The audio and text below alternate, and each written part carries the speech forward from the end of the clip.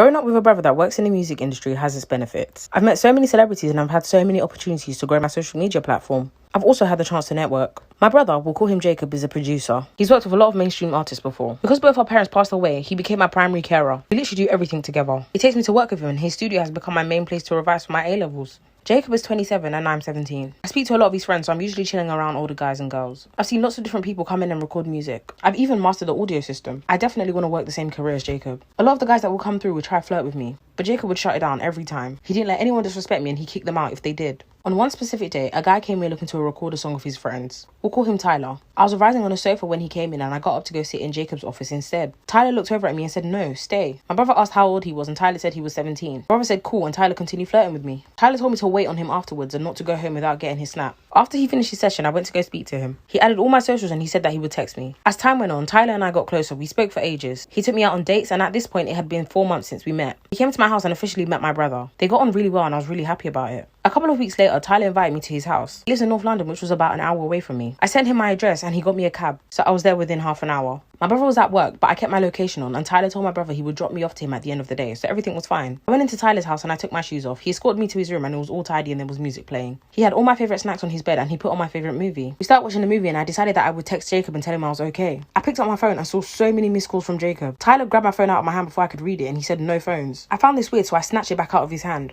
I saw that my notifications had been cleared. There was a text from my brother and it said, "Who has our address? I've been jumped and the apartment has been robbed." I knew at that point that Tyler had set my brother up.